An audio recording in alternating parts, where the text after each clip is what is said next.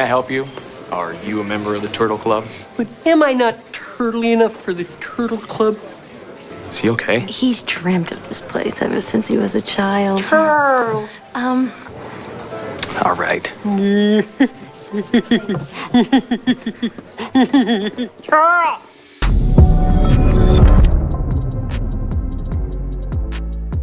Laura, I'm not gonna play the could they, should they, would they, with your potential Senate nomination. That's not what I'm here to do. You can play coy, all right? You're very polite. You're such a sweetheart. I say Lara Trump for Senate now. You heard it here first from Benny Johnson, ladies and gentlemen. Thank you. That's so nice. Look, I have kind of thrown my hat in the ring, and let's see what happens, Benny. I think that it's true that it would be nice to get some Trumps back in Washington, D.C. We know at 1600 Pennsylvania Avenue, you're going to have some Trumps there, but there will be an open Senate seat in Florida. I've called Florida home for 3.5 years.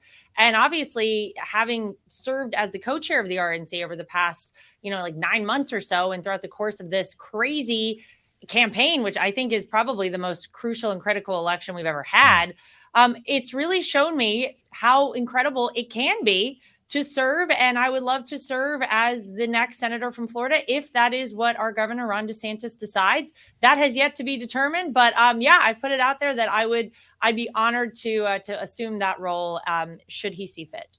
I've talked about it on social media before. Anna Paulina Luna came on this program and just kicked the door in before anybody else and said, Lara Trump for Senate, I'm telling you right now. We're like, yes, boom, let's go. And the more that we thought about it, the more I thought about it myself, I looked at the makeup of the United States Senate, and I looked at the demographics that voted Trump in. And if you look at the way that women voted and mothers voted, they voted for RFK Jr. They voted to make America healthy again. They voted to stop poisoning their children and to give their children a bright future. Beside the potential World War III that's happening in Ukraine, there's a war on our health happening here in this country. You have children. You take pride in your health. You make that part of what you project out to the world, being a healthy and strong mother. And that would be wholly unique inside of the Senate body. Yeah. Well, I totally agree with you. And I think there is an underrepresentation of moms, quite frankly, in the United States Senate. Obviously, you have Senator Katie Britt from Alabama, and she's got kids, but her kids are a little bit older. They're in high school. Nonetheless, I do think that that's something that a lot of the country's thinking about. Parents out there want to know that this country is going to be great for their kids, and not just by way of safety, which is obviously of the utmost concern for people. We do have Donald Trump coming back, so he's going to make sure that border is shut down. He wants to see crime go down around the country. He doesn't want to see us in any new wars, but we do want to make our kids healthy, and we want to know that the things we're feeding our children are not poisoning them. And I don't think everybody can say that right now. And I think we really are on the precipice of the golden age of America, but Donald Trump can't do it alone. He has to have a Congress who votes alongside of him to enact lasting change. He can't rule by executive order. We know why that doesn't work. Look what Joe Biden and Kamala Harris did the first day they were in office. They reversed 94 of his executive orders. And so we want to make lasting change for this country. We want this country to be great. We want this country to be healthy. And I think you're right. I think it would be nice to have a mom of younger children, my kids are 5 and 7, representing moms and parents all across the country. I certainly would love to do that. And I do think that I probably speak for a lot of moms and a lot of women out there simultaneously. So again, it would be my great honor. Not to labor on this point, pardon the turn of phrase there, but truly, perhaps, if you're talking about the most underrepresented group in all of Washington, it has to be working mothers. It has to be moms of children. And that this is, I think anybody would argue, the most important group in America. We don't have an America without mothers and parents and children. And yet in Washington, D.C., you see this abject disconnect from that group of people. And those people demographically came roaring back in 2024 saying, we want representation. I think that RFK was one of the people who were first over the, through the wall for them speaking about this. But also you've seen in appointment after appointment, President Trump choosing people with lots of kids. It's wonderful to see. There was a great list this morning of 7. Some of the Pete Hegseth has, I think, like 7 kids. Elon Musk has 12. I'm not going to catch up with that, Benny, by the way. I don't want to put any ideas out there.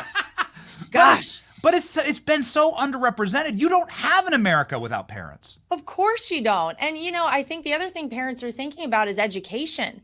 I mean, look how far behind our educational system has currently fallen as it's compared to the rest of the free world. This is the United States of America. This is supposed to be the greatest country on earth.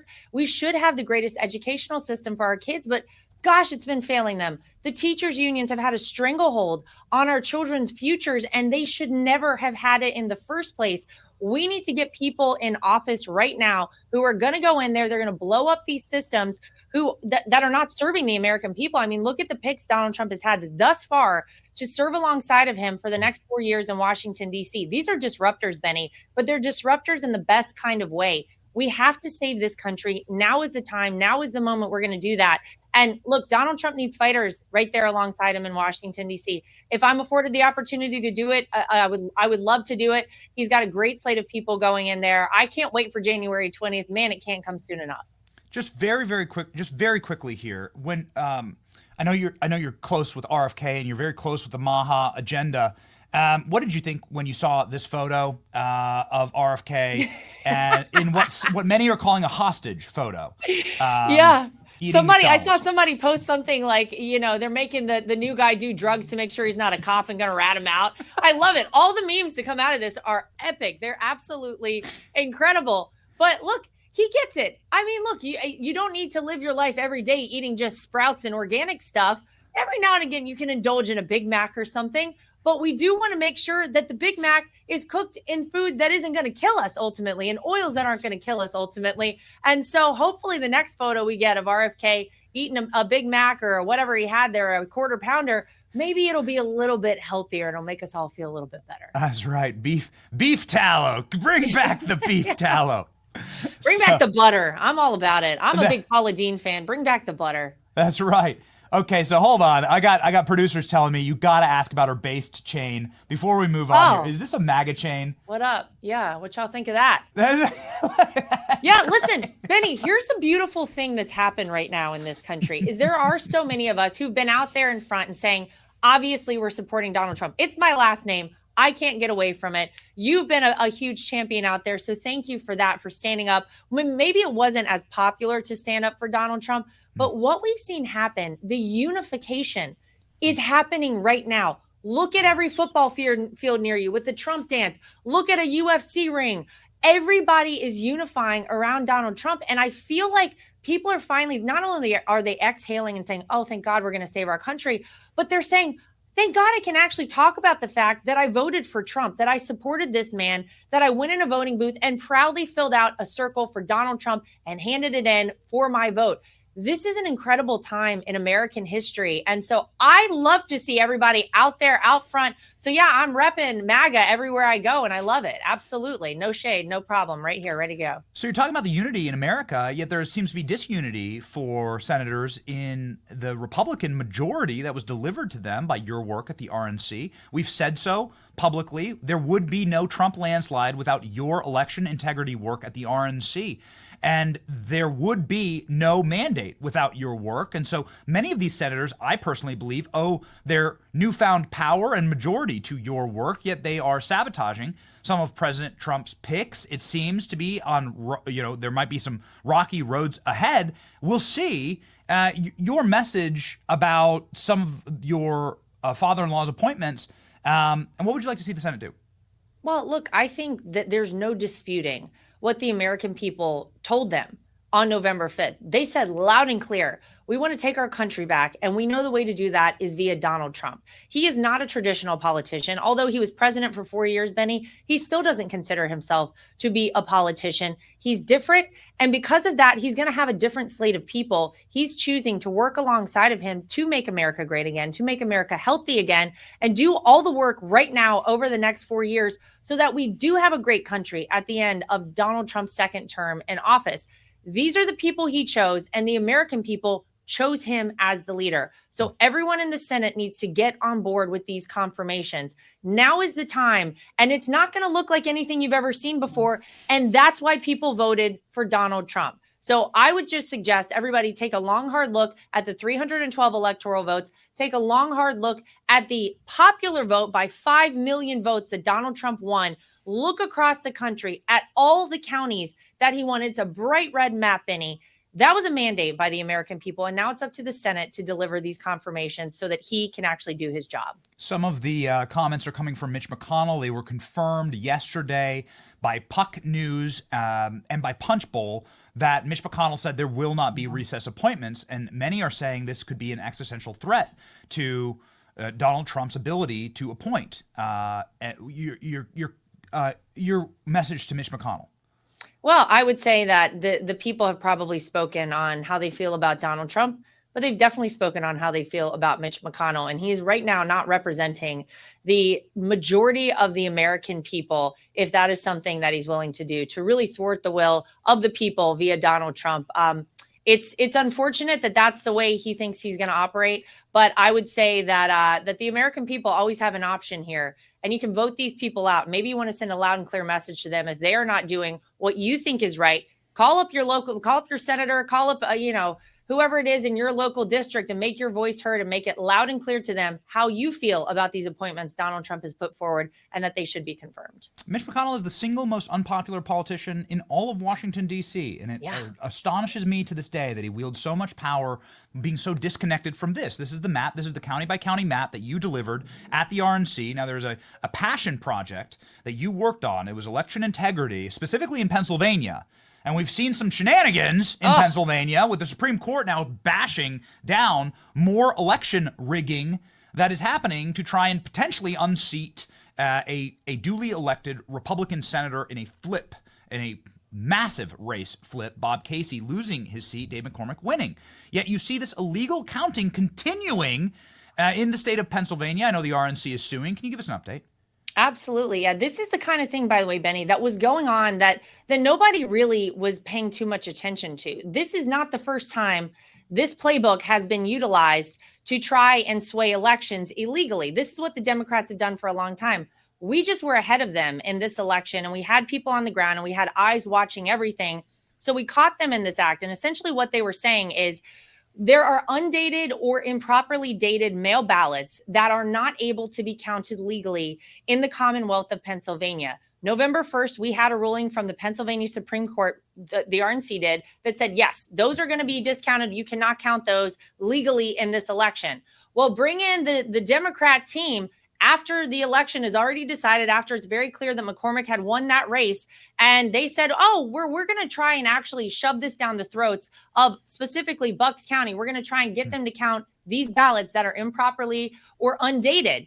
And obviously, it is against Pennsylvania law. And you had that woman who, I think that video went sort of viral, yes. One of these women on their board there who said, oh, we don't care. We know it's illegal and we're going to go ahead and break the law. Well, no, you're not. That's why we kept a team, by the way, in every single state that still had outstanding races to make sure that if they played any games or if there was any funny business, we were ready to attack. And indeed we did. And we had the Supreme Court come out again yesterday and say, actually, the ruling on November 1st still stands. You cannot count these ballots. So here we are. Obviously, the folks in Pennsylvania are paying somewhere in the neighborhood of $1 million for a recount because of these shenanigans and funny business. But it is a rule that I think we're going to have to learn in future elections. You can't take anything for granted. You have to have your eyes everywhere and people in the room every time votes are cast and counted, even after the fact. And we're so proud of our election integrity team and our lawyers we had there on the ground. They did an incredible job with this. I will be the first one to say that if a Republican official behaved illegally and put illegal votes into the column of even a politician that I might support, I would be in favor of criminal prosecution for that Republican official. You have to be morally consistent on this issue. And I'm sure you would as well. What do you think do you think there should be criminal consequences for this clear illegal activity? Well, yeah, it's illegal. It is illegal to do these things. And until somebody is punished adequately and appropriately, I don't know, Benny, how you sway people away from doing these things. And that's the whole point. We made it very clear throughout the duration of this campaign that if you were a person who was going to act nefariously and you wanted to break the law, we were going to come after you and we were going to prosecute you. And we intend to follow that through. And we are pressuring, the local authorities in all these districts to do exactly that. This is the United States of America. It is foundational that we trust our electoral process, and we cannot allow people to just get away with this brazenly anymore. It's time to prosecute people. It's time to lock people in jail, because if you broke the law, that's what you deserve. Absolutely. We're so excited about this moment. We know that you could also catch federal charges because these are federal elections. Yeah. And so a proper attorney general would be able to deliver what we need right now, which is consequences for this to happen. Laura, we are just so excited for the work that you've done. We're so proud of the work that you've done. We wanted to say that on the program. However, we have seen you in better necklaces. I'm sorry. I'm sorry to have to do this to you live, but we have seen you in. We have seen you in better. I mean, I hate to have to fact check you here, but if you're talking about the biggest MAGA necklace you've ever worn, we do have the receipts. Yeah, I know. Well, you know what? That seems like that was a nice solid gold number there. I don't know. You might have to get Eric Trump to get me one of those for like a nice anniversary or birthday gift. So put in a good word for me on that one. That seems like an expensive piece. We'll be at the Trump Hotel in Chicago this week with the St. Jude's Christmas donation drive. It's going to be really exciting, and we're very happy to be there. I think so few people know about the charity work that your family does to help children with cancer in the hospital. And you actually get attacked for this, and it's shocking, it's disgusting, and so we're really excited about it. Thank you for doing that. That's amazing. By the way, for those who don't know, Eric Trump has, since he was 22 years old, had to go out of his way and done so much to help St. Jude Children's Research Hospital. He started at 22 when most kids were out partying and, living it up. Eric Trump said, what can I do to give back? Started the Eric Trump Foundation, and he has thus far donated over $40 million, raised it and donated it to St. Jude Children's Research Hospital. They're the best in the world at what they do. The idea that there are stories out there, Benny, that Eric Trump is stealing money from kids with cancer is outrageous. I have seen him negotiate pennies off of prices because he knows that those are pennies more that are going to go to the kids of St. Jude. He works harder on the St. Jude stuff than I've ever seen him work for anything in the Trump organization. Don't tell Donald Trump that. But truly, because he cares and because he knows what a great cause this truly is, it's been our honor to work with them and to be a small part of what they do. They're absolutely incredible. And thank you for highlighting them and going there to Trump Chicago. They have a great elevator they do every year to raise money for them during the holiday season. So that's very cool you're doing that. Thank you. The gingerbread elevator. If you want to follow amazing patriots and future senators on the internet, you must follow. 2 million people already follow the great Lara Trump. Godspeed. God bless you, Laura, and we're fighting alongside you. Thank you. I appreciate you.